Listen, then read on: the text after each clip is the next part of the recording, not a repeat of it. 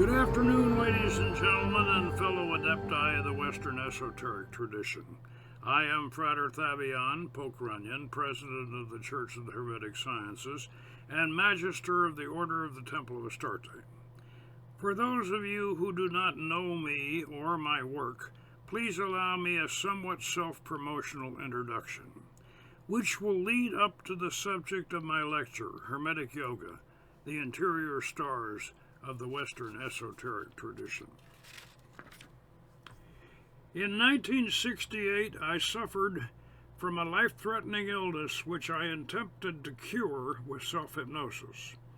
After the surgical removal of a diseased gallbladder, I recovered physically, but the year of self-hypnosis, along with the study of Tibetan Tantric Yoga, Carl Jung, and Hermetic magic, had transformed me into what might best be described as an urban shaman.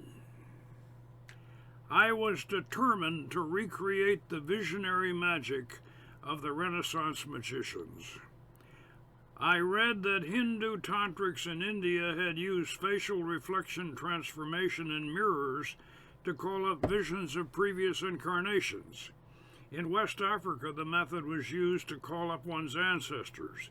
But in 14th century Italy, the magician Cecco d'Ascoli called up a demon in a mirror and was burned at the stake for publishing an account of the operation, which explains why other magicians kept the method secret.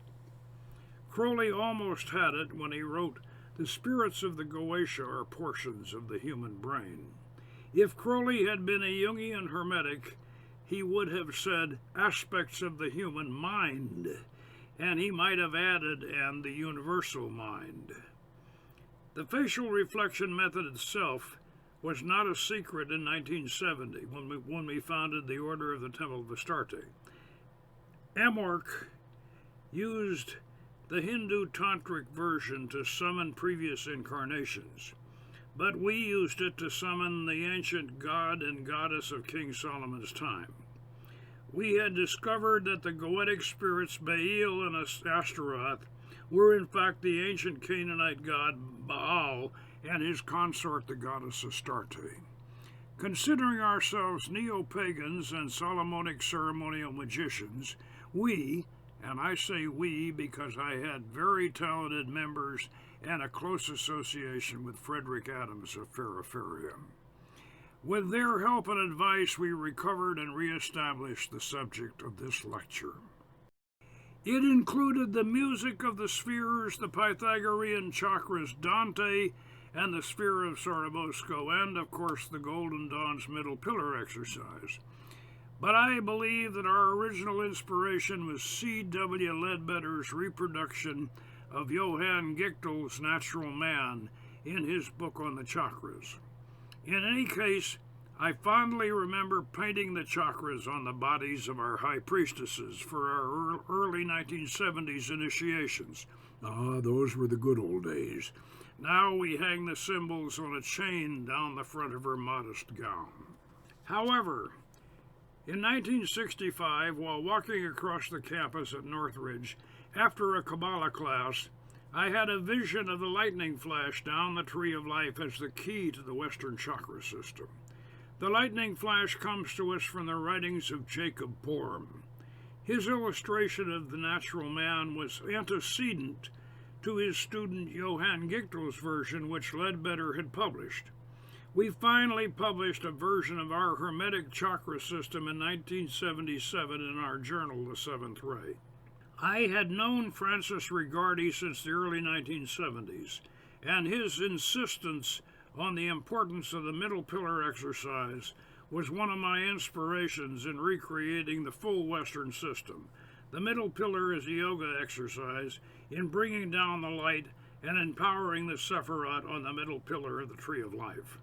We use the same principle in our full 7 chakra system, opening them all and then ascending to and empowering the sphere we are working in. This is done in temple, in unison, by everyone involved in the operation. One critic suggested that we were confusing the energy from calling down the light with pranayama, oxygen saturation. Yes, we do use pranayama, but to justify drawing down the light, I will call upon the 18th century German mystic J.B. Koenig, the magical master of proprioception, who wrote, "We breathe from the most distant spaces, from the stars as well as from the atmosphere that surrounds us, and perceive from regions never imagined the words of life." In the early 20th century, Blavatsky's theosophy was the hot ticket in Western occultism. The theosophists dominated the field. Blavatsky was aware of the tantric chakra system and writing about it in general terms, but left the task of definition to her colleague Charles W. Ledbetter. He came up with a system which was largely based on our Western arrangement. But then he ran afoul of British colonial judge Sir John Woodruff, who led a fantastic double life as a British judge and a Hindu mystic. His The Serpent Power, 1913, supplanted Ledbetter's chakras in theosophical circles and became the template for our present New Age rainbow body chakra arrangement. Woodruff's book was certainly authentic for one Hindu system of tantric practice, but not for all of them, and certainly not for Tibetan Buddhist tantric systems. After 8 Tibetan tantric initiations, I can tell you that they have a different chakra arrangement for every deity they practice. In his excellent The Apocalypse Unsealed in 1919, Theosophist James M. Pricey published a drawing of the Angel of 7 Stars with the Western arrangement of the planets listed in proper order, as noted on the right and left columns shown. But in deference to Woodruff, who had published 6 years before, Pricey added another drawing trying to connect Woodruff's arrangement. Golden Dawn Adepti, however, had already adopted the original design for the lid of the pastos in the Adeptus Minor degree, showing the 7 stars in the right hand and the lightning flash connecting the spheres. Perhaps this was the origin of the middle pillar exercise. In any case, it leaves no doubt that the original interior stars of the Western esoteric tradition were known to the last great exposition of that tradition, the Hermetic Order of the Golden Dawn. Now that we have established the historical and philosophical validity of our system, we can deal with the technical aspects. How does it work and how do we work with it? First, let's define the magical universe or multiverse that we operate in. The tree of life of the Hermetic Kabbalah, or the Golden Dawn's Minutum Mundum, and its 4 dimensions: Ashia, the physical world, Yetzirah, the astral plane, Bria, the angelic world, and Atziluth, the divine world. These 4 dimensions will synchronize and interface with Theosophy's etheric, astral, mental, and causal planes, and with the Gnosticism's aeons. In fact, the New Age rainbow body system, which we may roughly define as Woodruff's arrangement in Ledbetter's cosmology, is entirely etheric, whereas our Western chakra system is entirely astral. The New Age rainbow body chakra system exists in the physical body's subtle dimension called the etheric plane, or the Ashia dimension in Kabbalistic terms. It is the matrix for their entire system, whereas our Western chakra system exists entirely in the astral plane of the Yetzirah dimension on the Tree of Life. Yetzirah is in the creative realm, which means that the Minutum Mundum colors we assign to our spheres are established, not scried by psychics from pre-existing models. In the introduction to Volume 1 of Hermetic Yoga, I explained this using a hypothetical conversation with a critic. I wrote, "So when you encounter a true believer in the classical Laya Yoga system who insists that his is the only true chakra arrangement, you do not need to disagree. Simply inform him that his chakra system is etheric and yours is astral. His system is alchemical while yours is Kabbalistic. His system follows the paths of the Tree of Life while yours follows the spheres. And that magical color is what we impose on the astral, not what we scry on the etheric plane. And while he's trying to figure all this out, you can probably change the subject. Now, please understand that I'm not trying to discredit the Woodruff Tantric chakra system or its modern American offshoot, the New Age Rainbow Body chakra system. I believe that they have validity in their dimension, but magical operations are primarily an astral activity, while our Yetzirah spheres or Sephirot are the power centers of theurgic and thaumaturgic operations. I have included a suggested interdimensional unification of the two systems in Volume 1 of Hermetic Yoga. And following the Tibetan example of appreciating all systems, I see no harm in having my rainbow body chakras balanced by a New Age practitioner and then returning to my temple and evoking the goddess Astarte from the sphere of Netzach using our Western chakra arrangement. The key to mastering and operating our magical yoga system is proprioception.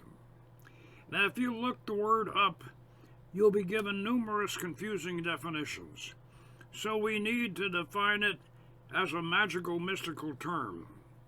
In our universe, proprioception means getting inside yourself, moving your consciousness point throughout your body, using your imagination to make yourself a giant, so that you can sink from Saturn in the corpus callosum of your brain all the way down to Earth near your tailbone and then back up to Tithbareth in your chest. Send off on Gabriel, Michael, Haniel, Raphael. You can watch the Master Phylos, portrayed by worshipful Merrick Rees Hamer, demonstrate this in our film Beyond Lemuria, which will be shown tomorrow, as he invokes the Master Jesus in Tibbereth, portrayed by worshipful Paul Clark, followed by the invocation of Hermes Trismegistus, portrayed by Maestro Lon Milo Duquette, so that you can have a better experiential understanding of this basic technique. I will introduce you to one of our beginning exercises, the Sinking Pearl. It is designed to help you calm your mind and develop the ability to shift your center of consciousness to other parts of your body. Let's do it. Now sit in a comfortable position with your back straight. Close your eyes. Focus them upward behind your closed eyelids without strain. While maintaining this inward and upward gaze, perform at least 4 cycles of simple pranayama without mudras on a 4 count. Inhale for 4 and hold for 4.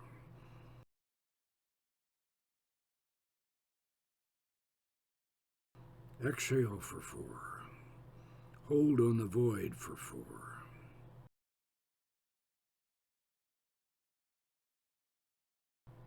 Inhale for 4 and hold for 4.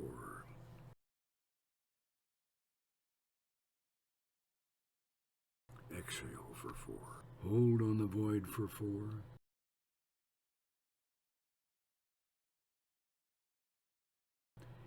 Inhale for 4. Hold for 4. Exhale for 4. Now breathe naturally and keep your closed eyes focused upward while you imagine that your body is growing larger and larger until it is nearly 50 feet tall. Your skull is a great dim-lit hollow vault filled with deep, dark, still water. You, your consciousness point, are in the form of a small pearl floating half submerged in the water. The water is warm and comfortable, safe and protective. Above you are the random thoughts that flit across your mind. You see them in the form of luminous fireflies darting back and forth to no purpose. They buzz and chitter without meaning. You are at peace within yourself. You sink below the surface of the water. You can still see the fireflies above you. Your closed eyes are still focused upward. You sink down to the level of your throat. Now down into your chest. Now, if you can sink all the way down to your spine in your tailbone. You may not be able to do this the first time you do this exercise, but with practice, you will be able to visit the location of all your chakras. Now bring your consciousness up the spine and come to the surface of the water in the vault of your skull. You are now master of your mind. Those unwanted thoughts that had plagued you for so long have disappeared. You have calmed your mind, like erasing the blackboard in a school in preparation for a new lesson. Now you notice that we have calmed the mind, not killed it. Your mind in Western Hermetic Yoga is not your enemy. You are your mind. It is your consciousness. It is a microcosmic replica of the macrocosmic universal mind. Your mind is a two-way sending and receiving set, powered by the greatest creative force in our universe, the human imagination. The imagination works through symbols, archetypes, and metaphors. In the East, they raise a snake called Kundalini. In the West, we ride the dragon. In proper Kabbalistic sequence, we bring the light down the path of the lightning flash to Malkuth and ride the dragon back up to visit the psychic centers or chakras, retracing the path of the lightning flash back up to the top. We should ride the dragon in opening each of the spheres to establish the system, but once they have been activated, the descent of the light and the ascension of the spheres is so rapid, especially in temple operations, that visualizing the dragon is no longer required. Our matrix for bringing down the light drew its inspiration from a work by one of our distinguished guests at this symposium, Right Worshipful Brother Kevin Townley. When our late Golden Dawn Temple Chief, Chris Monastre, read The Cube of Space, she was so impressed that she directed our inner order in the construction of a walk-in replica of the cube. You could stand in the center of the cube and personify the planet Saturn, the Sephira Binah in Bria, or Da'ath in the tree of life before the fall, and receive the rays from the three mother letters Aleph, Mem, and Shin, and thus experience the miracle of creation. And if you are suspicious of this assignment, I suggest you meditate on the paradox of Binah being the realm of the fixed stars and also Saturn. Our practice with the cube of space inspired me to replicate the structure and process in the human head as part of the Western chakra system, as shown. And if you want to further empower it, we have mudras. These are all based on standard Golden Dawn finger attributions. From Saturn in the corpus callosum, we go to Jupiter, Hesed, in the third eye, and then down to Mars, Geburah, in the throat, Tiphereth in the chest, Venus, Netzach in the solar plexus, Mercury, Hod, below the navel, the Moon, Yesod, in the genitalia, and the Earth, Malkuth, in the perineum. Coming back up, riding the dragon, we visit the goddesses or gods of each planet in their palaces, asking for their blessings, assistance, or advice. In our case, because we are Solomonic ceremonial magicians, we use the pagan pantheon of ancient Canaan. The gods King Solomon, if there ever was a real King Solomon, would have worshipped. Even the Bible says he built a temple to the goddess Astarte. So that you can better understand this system, I'll take you through the long form of the master ritual. Don't try to experience this as we did with the sinking pearl exercise. Just imagine yourself doing it as I describe it. And remember, this is the long form involving all the chakras, and it's used when you are installing the system. Later in temple work, we focus only on the sphere of the working. So sit in your asana with closed eyes focused upward toward Hesed, the third eye, and repeat 22 times.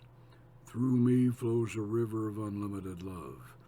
Next, with your mala, Commence pranayama on a 6-6-6-6 cycle, using respectively each nostril for inhaling and exhaling 22 repetitions. Closed eyes still focused upward. With your mala, advance the count on each exhalation. Keeping your eyes closed, focused upward, say this affirmation aloud.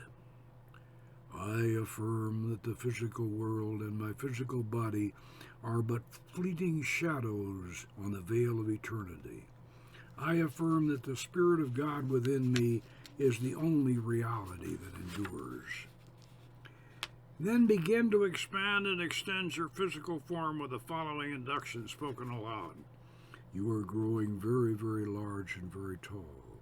You are 50 feet tall, 100 feet tall, 1,000 feet tall, 10,000 feet tall. Your head is far above the clouds. The vast darkness of outer space surrounds you. Your soul shines among the stars. You have discarded the veil of self. You are all men and all women. You drink from the pool of remembrance. You bathe in the fountain of light. Now, look up even higher behind your closed eyelids and see a far distant point of light flash overhead while you vibrate. Hey-ya! Then see that point of light radiate a shower of brilliance downward as you vibrate. Ya! Now focus back down the bridge of your nose and out into the darkness of space where you see the constellations of the zodiac surrounding your head like the rim of a very large hat as you vibrate. Aima! Now, from right to left across the middle of the vault of your skull, trace a bright flaming red streak of electric fire as you vibrate. Sha! Then bisect this line in the center of your skull with a bright blue bolt of magnetic energy as you vibrate. Ma! Forming a cross. With this established, bring down a brilliant yellow stream of light from far above, passing right through the center where the red and blue lines meet as you vibrate. Ah! Where the three lines converge, you see the onyx, rose, and jewel of Da'ath, forming with the seed letter Tau, haloed in brilliance as you vibrate Ta. You have thus established the dynamic of creation and activated Saturn Da'ath by the Tetragrammaton formula in Atziluth. Now we will descend in Atziluth, opening the roses and revealing the jewels within. Focus slightly downward from Da'ath toward the center of your forehead and visualize the formation of the Hesed rose and jewel with the seed letter Kaf, forming there like a stained glass window as you vibrate. El. Raise your closed eyes higher and sink down to your throat, seeing the Geburah jewel and rose take form with the seed letter Fe as you vibrate. Elohim Gabor. Sink down to your chest and visualize again as an upright stained glass window facing outward, the jewel and rose of Tiphereth with the seed letter Resh as you vibrate. Sink to your solar plexus and visualize the jewel and rose of Netzach with the seed letter Daleth as you vibrate. Descend below your navel, see the jewel and rose of Hod with the seed letter Beth as you vibrate. Elohim Zebaoth. Drop down to the genital region and visualize the jewel and rose of Yesod with the seed letter Gimel as you vibrate Shaddai El-Kai. Then settle down into the perineum region, visualizing the jewel and rose of Malkuth with the seed letter Omega as you vibrate Adonai Haaretz. You have now completed the descent in Atziluth, illuminating the psychic centers. You will now activate your spirit body and awaken the dragon. Send them up the caduceus to open the jewels of the temples within in the Briatic dimension as you vibrate Shandelfan. Visualize the Malkuth icon Do 10 fast, deep repetitions of the fire breath, in, nose, out, mouth, while tensing the genitalia and visualizing the body's glowing red. At the climax of this pump-up, pinch your buttocks and perineum pelvic, your buttocks and the perineum pelvic floor together tightly. Focus upward toward the roof of the cavern. Send the dragon flying upward and vibrate Gamriel as you ascend to Yesod. Dismount, and you'll dismount at each station, and approach the portal sealed with the rose and jewel of the sphere. Visualize the rose, jewel, and seed letter, which you may augment with super sound at each station. In the temple of Yesod, Tanit sits enthroned on a veiled dais. She holds the crystal orb of remembrance and of prophecy in her right hand. Her left hand, in the palm of which is the eye of fate, is held behind the ball so that the eye is seen through the crystal as you gaze into it. On request, she will show you your past lives or your future. Be prudent and do not overindulge in this practice. Remount at each station and vibrate Mikael as you ascend to Hod. This is the alchemical workshop of Gothor Tubal-Cain. He will make things for you, tell you how to make things, act as your consultant on plans, projects, and creative ideas. Now vibrate Haniel as you ascend to Netzach. Enter the temple of Astarte and find her seated on the throne of burnished copper worked with emeralds. She wears the jewels of Outer Goddess, representing the spheres, beneath sheer garments that enhance more than conceal her beauty. She will confide intimate secrets if she is in the mood to do so. Vibrate Raphael and ascend to Tiphereth. Here you may consult with Baal and his brother Mot inside the Pyramid of Transformation. Vibrate Kamiel and ascend to Gebarah. Enter the castle of Anath, the warrior goddess, where you may consult with her on matters of defense and justice. She sits on an iron throne and is not comfortable to deal with. She does not always tell you what you want to hear.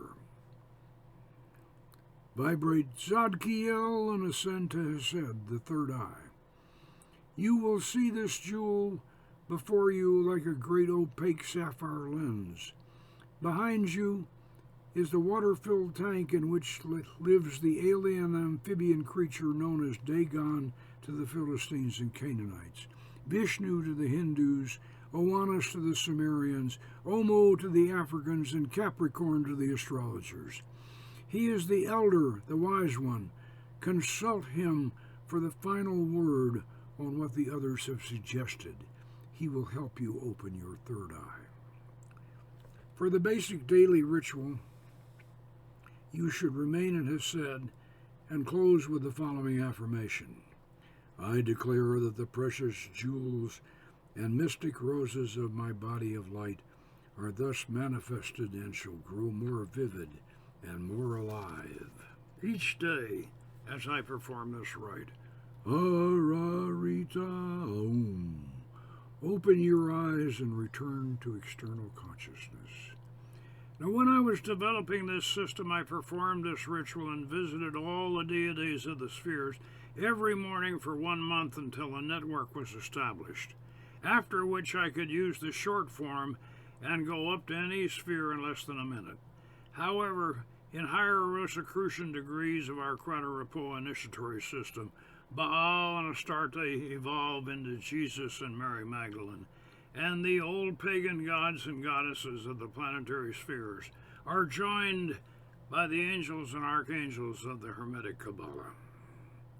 This evolving process, where Jesus is described as the last personification of the ancient pagan vegetation gods, in line with Osiris, Tammuz, and Adonis. This derives from the Gnostic Nicene document.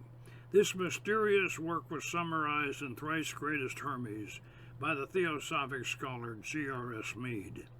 It became the source for Jesse Weston's From Ritual to Romance, the 1920 study that revealed the secret of the Holy Grail. tracing it back to ancient Canaan. This was finally confirmed by archaeological discoveries before and after World War II. Unfortunately, our traditional Western lodges have not updated their rituals and teachings to accommodate these new discoveries. The Church of the Hermetic Sciences and the Order of the Temple of Astarte began in 1970, 52 years ago. In that time, we have been able to process and integrate information from the Ra ancient Canaanite texts, the Nag Hammadi texts, and the Dead Sea Scrolls. Our Tibetan Tantric initiations and training confirmed and enriched our recovery of the original Western Pythagorean chakra system. In retrospect, I believe that our recovery of the interior stars is our greatest contribution to modern Hermetic study and practice. And I am honored by the invitation from the Ordo Hermeticus Mysteriorum to share it with you. Thank you. And in closing, I want to mention that we are developing a Golden Dawn version of this Hermetic Yoga system, and it is based on the 11th sphere tree in the cipher manuscript of the Golden Dawn.